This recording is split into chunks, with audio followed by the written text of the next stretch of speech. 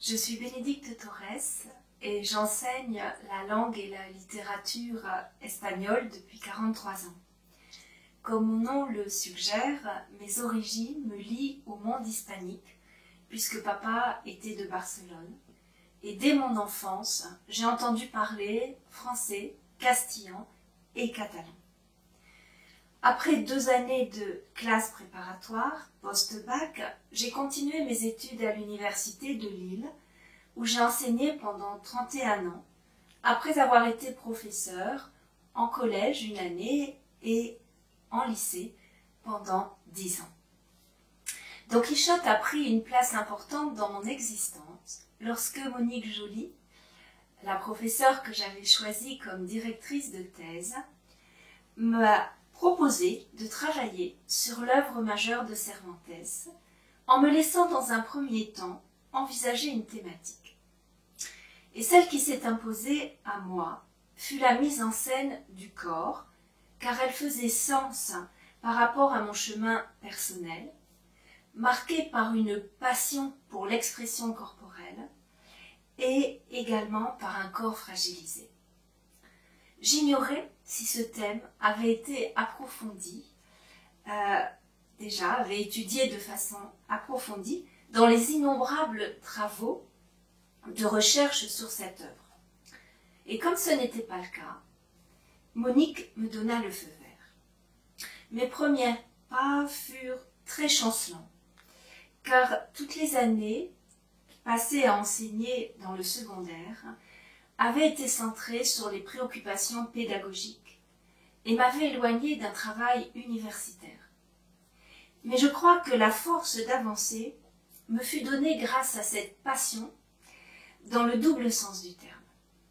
Et grâce au soutien inconditionnel de papa, qui créa une base de données en tapant tout le texte, afin que je puisse travailler sur les occurrences des termes que j'avais relevés au fil des lectures.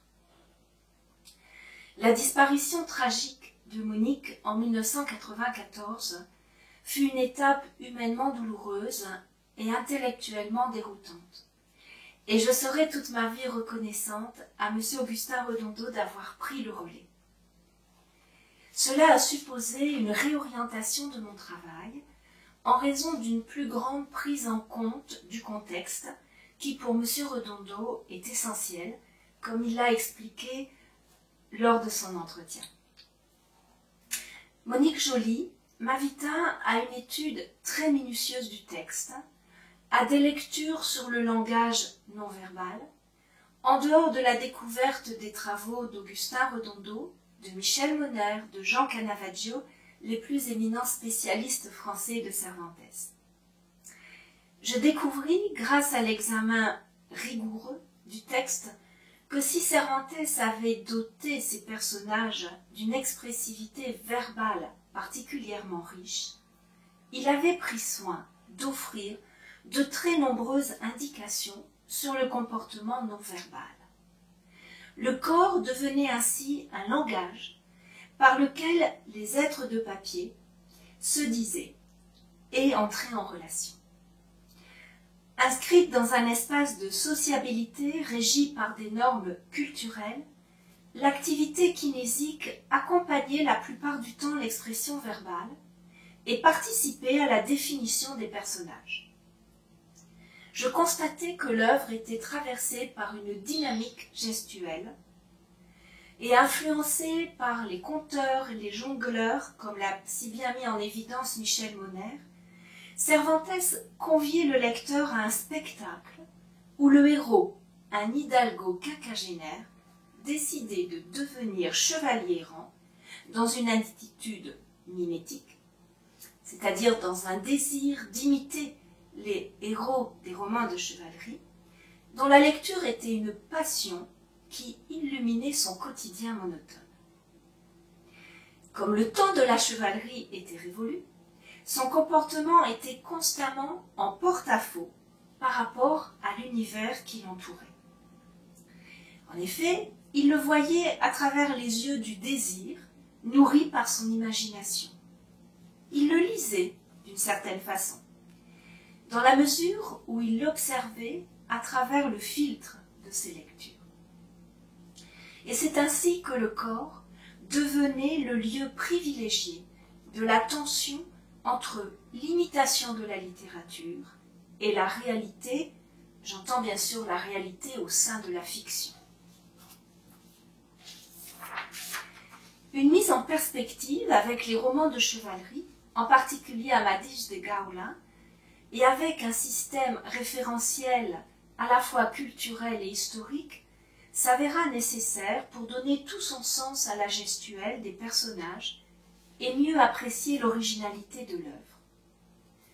Si la problématique du corps était absente de la littérature chevaleresque, elle m'a paru peu à peu comme étant au cœur de la création cervantine et au service de la parodie.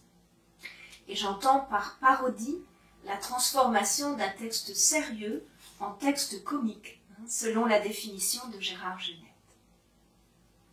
Je me suis donc attachée à examiner les multiples facettes de la présence corporelle. La gestuelle au cours des épisodes d'affrontement, la mise en scène du corps amoureux, l'expression d'une souffrance lorsque le corps est mis à mal, les fonctions vitales, que ce soit la nourriture, le sommeil, la propreté, les besoins naturels, et également les gestes au cours des rencontres. La métamorphose de l'hidalgo en chevalier se manifeste dans le fait de revêtir une armure et de porter des armes ayant appartenu à ses ancêtres, qui ne sont pas celles de ses modèles livresques. Et cet accoutrement fait de lui un anachronisme vivant. Il est d'ailleurs plusieurs fois assimilé à un fantôme ou même au diable. Pour accomplir des exploits similaires à ceux de ses héros favoris, Don Quichotte quitte son village et se lance sur les routes de la Manche en quête d'aventure. Celles-ci seront en réalité fort peu héroïques. Les adversaires qui n'ont rien à voir avec l'univers de la chevalerie, et ce sont par exemple des muletiers, des marchands, des comédiens, des meuniers, ainsi que leurs armes, des pierres, des pieux, des fourches, ou leur propre corps, conditionnent les affrontements qui ne sont en rien semblables au combat chevaleresque. Mais pour créer l'illusion de faits héroïques, tout en soulignant le décalage avec le modèle chevaleresque, le narrateur a recours très souvent au lexique et aux tournures récurrentes dans les romans de chevalerie. Ainsi, la scène où Don Quichotte s'en prend à des outres de vin qu'il considère comme des géants est qualifiée de bataille, un mot qui correspond en réalité à une confrontation entre deux armées. L'échange de coups entre Sancho et Maritornes, servante dans une auberge, est présenté comme une escarmouche, un terme qui désigne un affrontement entre des cavaliers. Et un décalage se produit aussi entre ce qui est annoncé et ce qui se passe réellement. Lorsque le lecteur s'attend à être témoin d'une, et je cite, sanglante, singulière et inégale bataille, l'adversaire, ou Don Quichotte lui-même, tombe avant que l'affrontement ait lieu. Et le discours tend ainsi à combler le vide créé par les actes. Dans ce livre de chevalerie burlesque, la seule prouesse de Don Quichotte ne serait-elle pas de transformer la réalité en signe de la fiction? Et je citerai à ce propos Michel Foucault. Don Quichotte est à la ressemblance des signes. Long graphisme maigre comme une lettre, il vient d'échapper tout droit du bâillement des livres. Tout son être n'est que langage, texte, feuillet imprimé, histoire transcrite. Il est fait de mots entrecroisés. C'est de l'écriture errant dans le monde, parmi la ressemblance des choses. C'est une des silhouettes de personnages de fiction la plus spontanément identifiée, avec celle de son écuyer Sancho Panza, dans un jeu d'opposition entre maigreur et rondeur, petite taille, grande taille. Et il est à remarquer que Cervantes offre moins de portraits statiques de ses protagonistes que d'évocation de leur gestuelle. La mise en scène du corps dans les affrontements contribue au dynamisme de ces épisodes où de façon subtile s'exerce la parodie. Et l'ironie ne manque pas lorsque sauter ou attaquer, comme prélude à une aventure, n'est suivi d'aucune action. Les gestes de Don Quichotte se révèlent souvent inadaptés et reflètent sa folie lorsqu'il s'en prend par exemple à des objets inanimés, comme les marionnettes de Maître Pierre. La plupart des affrontements se limitent à une chute ou à une fuite, parfois à des bagarres et même des corps à corps qui n'ont absolument rien de chevaleresque, même si de façon humoristique sont utilisés des verbes ou expressions tirés des livres de chevalerie. L'expression de la violence acquiert une dimension ludique par l'emploi parodique du lexique, la présence de phrases hyperboliques et hypothétiques pour souligner que seul ce qui aurait pu se produire correspond aux situations évoquées dans la littérature chevaleresque. Et dans ces épisodes héroïques, je mets l'adjectif entre guillemets, le corps qui est objet de contemplation est au cœur même de la tension entre désir mimétique et réalité. Et nous allons voir maintenant comment cette tension se manifeste aussi dans les épisodes où le chevalier se trouve en présence des femmes. C'est une autre sorte de combat qu'il est amené à livrer. Et puisqu'un chevalier errant, et là je cite la traduction d'Aline Schulman, un chevalier errant sans amour est un arbre sans feuilles et sans fruits, un corps sans âme. Don Quichotte choisit sa dame et lui donne le nom de Dulcinée. Pure création de son imagination, inspirée par une paysanne de son village, elle est à la fois l'éternelle absente et celle qui est omniprésente dans ses pensées, car c'est pour elle qu'il réalise des prouesses, c'est elle qui conditionne son attitude vis-à-vis des autres femmes. L'amour qui fait partie de l'idéal chevaleresque est soumis à un traitement burlesque, puisqu'il est purement mimétique, et puisque Dulcinée, dont la beauté est inégalable, est pure abstraction, et trouve son contrepoint dans la figure de la paysanne, Omas et lubrique du Toboso, Aldanza Lorenzo. Sancho, au chapitre 10 de la deuxième partie de l'œuvre, jouera sur ces deux images de la dame, en faisant croire à son maître qu'une paysanne, croisée par hasard, est Dulcinée. Et la gestuelle de cette paysanne offre une image déformée des figures féminines dont sont épris les héros des livres de chevalerie. Et là je cite le texte cervantin. Mais quand notre chevalier voulut prendre la dame enchantée, en effet il la croit victime d'un enchantement qui l'aurait transformée en simple paysanne. Donc, mais quand notre chevalier voulut prendre la dame enchantée dans ses bras pour la remettre en selle, celle-ci lui épargna la peine. Reculant de quelques pas, elle prit son élan et plus légère qu'un faucon, posant les deux mains sur la croupe de la bête, elle se retrouva à califourchon comme un homme. La dame s'incarne donc à l'occasion de ce mensonge de Sancho, et plus tard, lors d'une plaisanterie du duc, où un page sera déguisé en Dulcinée. Lorsque Don Quichotte et Sancho arriveront chez le duc et la duchesse, ils seront considérés d'une certaine façon comme des bouffons, et ils seront mis à mal dans leur corps lors de plaisanteries, parfois violentes. Don Quichotte décide de faire pénitence dans la Sierra Morena pour imiter son modèle favori, Amadís de Gaula, même s'il n'a aucune raison de le faire puisque sa dame ne l'a pas trahi. Il entre alors dans un délire inspiré par les récits de folie amoureuse, comme en témoigne le passage suivant. Il enleva aussitôt ses chausses et resta en chemise.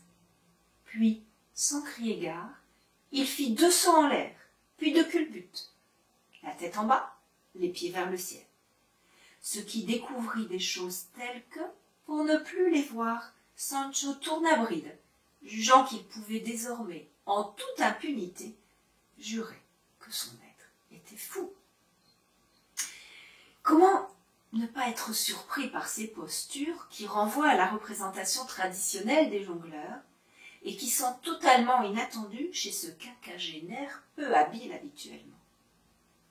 En ayant la tête en bas, il voit le monde à l'envers, et son corps reflète ainsi parfaitement sa folie.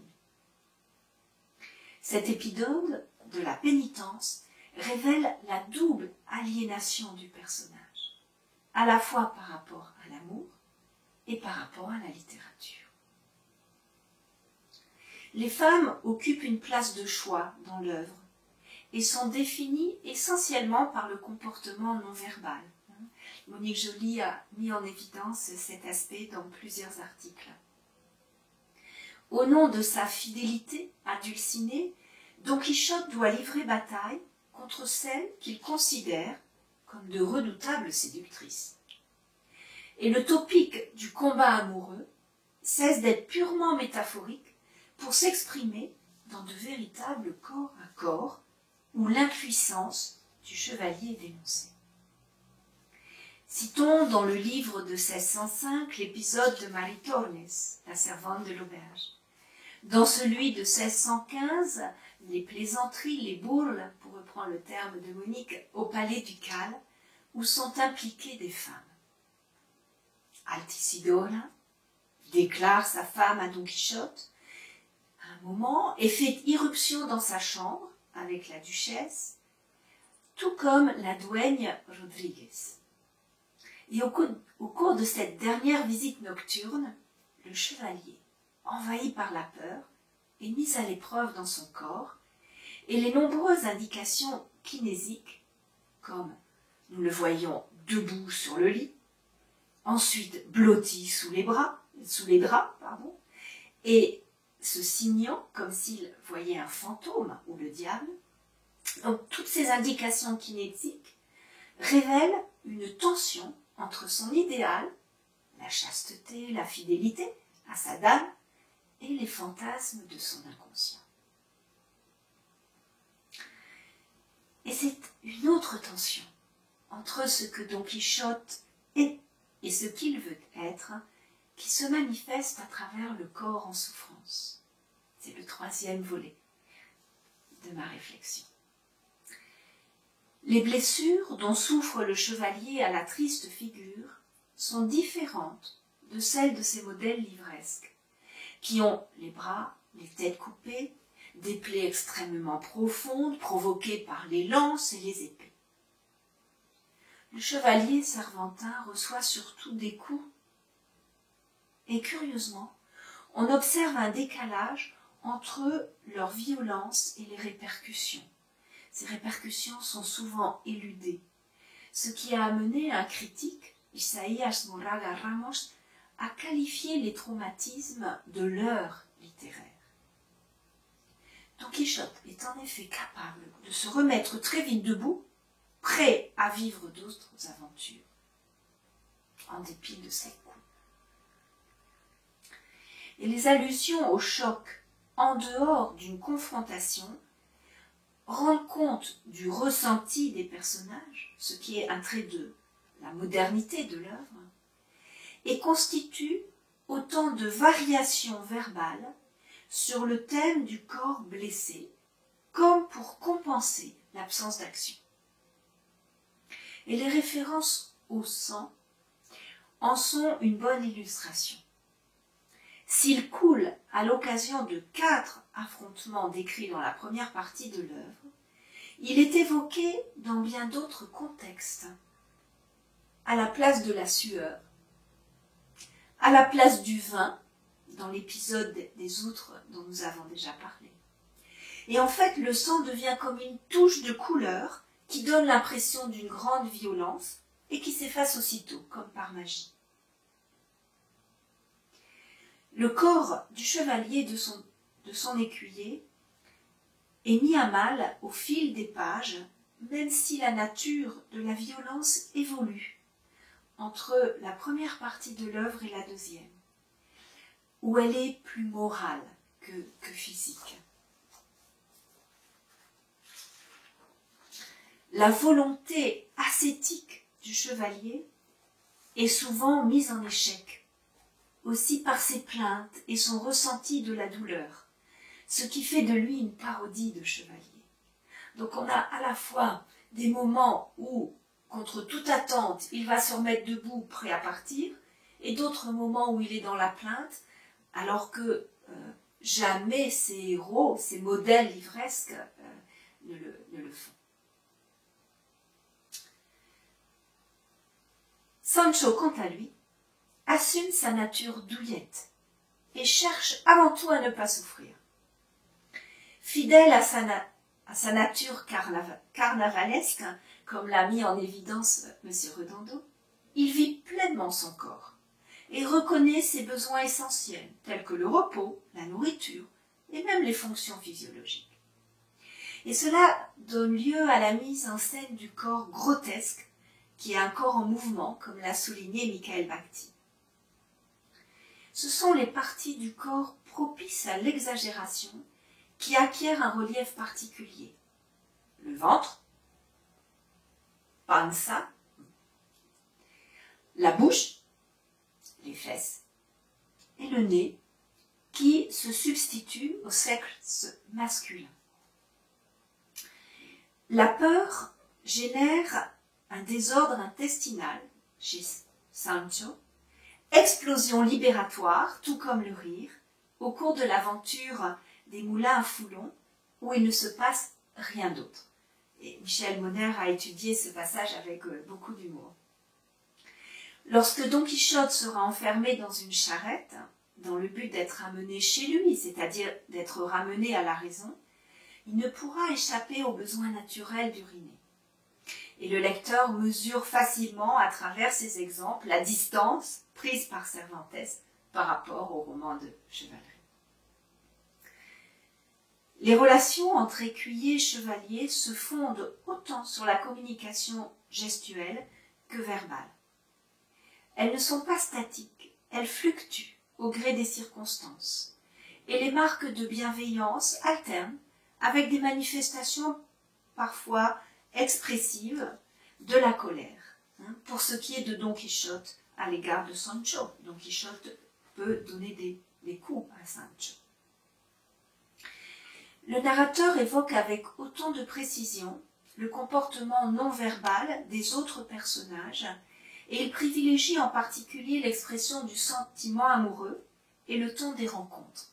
Mais c'est un aspect que je ne développerai pas là maintenant, je me suis centrée sur les protagonistes.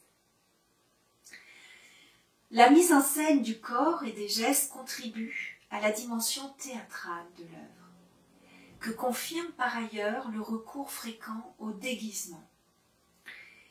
Cervantes s'amuse à ôter les masques et à dévoiler les multiples composantes de la nature humaine. Ainsi, même masqué, le corps met à nu les personnages. Et c'est à travers la gestuelle que s'exprime essentiellement la folie de Don Quichotte. Si l'imitation des modèles livresques supposait une négation du corps, l'enveloppe charnelle ramène constamment le héros à la réalité. L'univers chevaleresque se trouve reflété comme dans un miroir déformant. C'est en quelque sorte son image inversée qui nous est proposée. La laideur remplace la beauté. La faiblesse gomme la force. Le héros est un anti-héros. L'écuyer vit ce que son maître est censé vivre. La gravité fait place au rire. L'inadéquation de la gestuelle à la situation, le contraste entre le discours et les faits, donne lieu à un jeu d'écriture constant.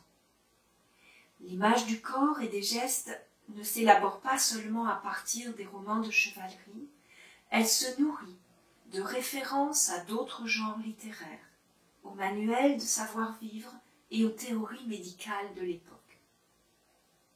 Le corps ne se donne à voir qu'à travers le langage verbal, et c'est à un double divertissement que Cervantes nous convie, à la fête du corps et à la fête des mots.